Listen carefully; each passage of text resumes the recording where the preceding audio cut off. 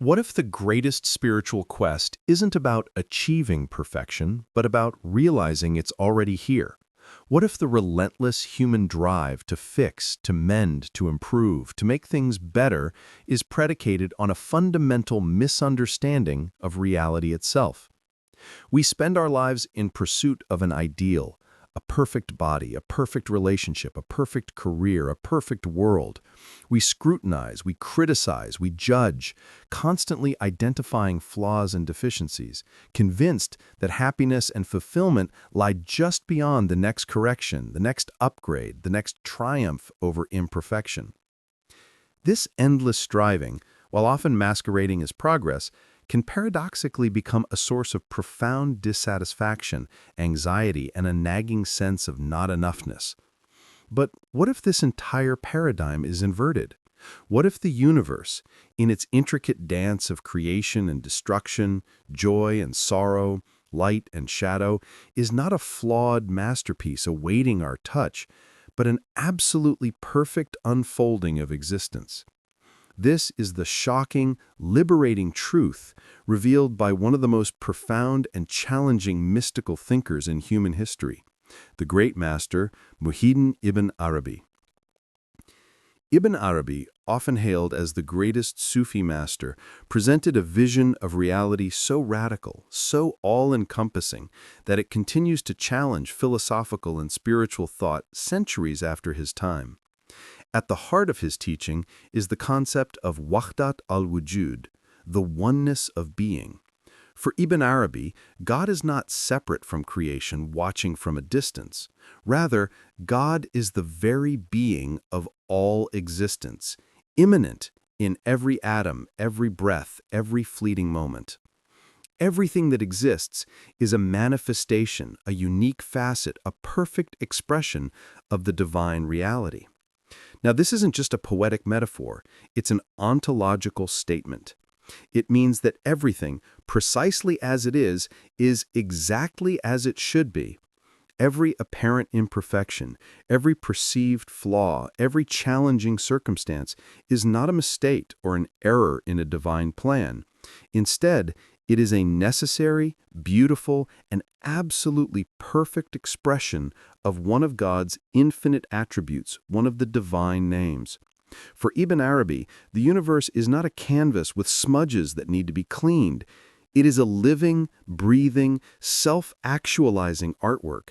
And every brushstroke, every color, every shadow plays its indispensable role in the whole.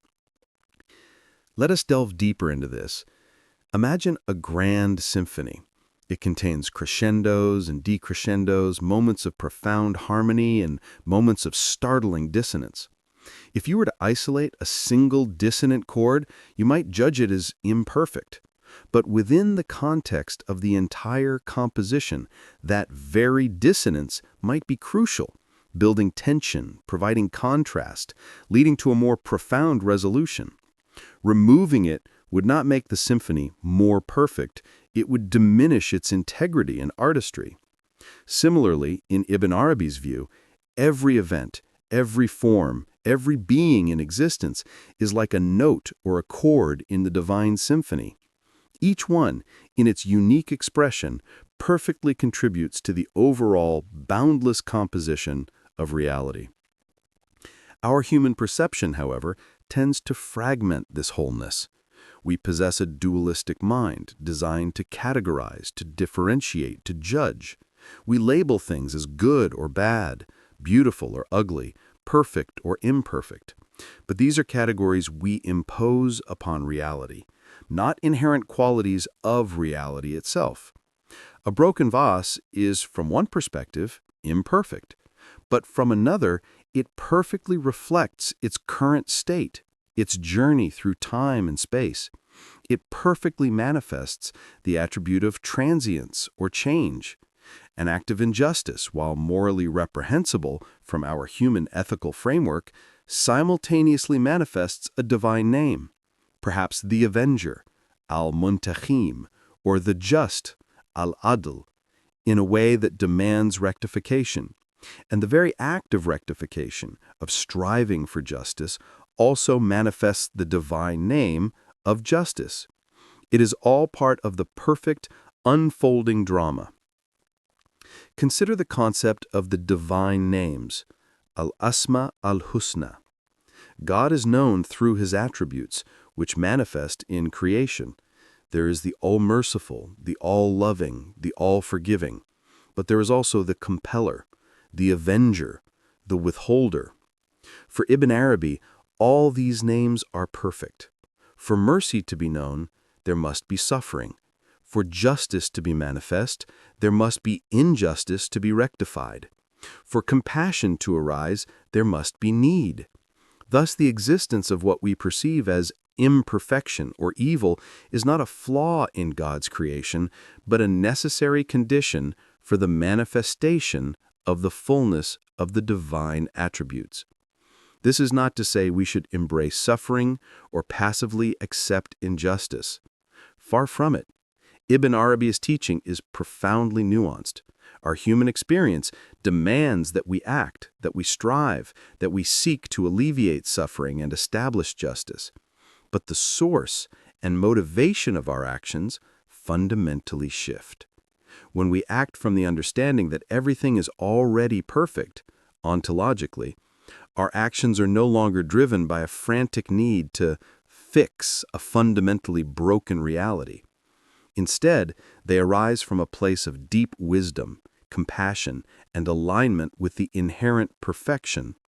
We act not to create perfection, but to reflect it more clearly, to manifest the divine names of justice, mercy, and healing within the phenomenal world. Think of it this way. A master sculptor doesn't try to make the marble perfect. The marble is perfect in its marbleness.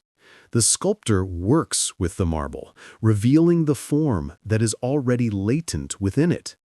Similarly, our spiritual journey is not about manufacturing perfection, but about uncovering the perfection that already underlies all existence. It's about shifting our perception, cultivating an eye of oneness, ayn al-jam, that allows us to see the divine signature in everything, without exception. This shift in perspective has profound implications for our daily lives. Alleviating anxiety and stress, the immense burden of constantly striving to make things perfect is lifted.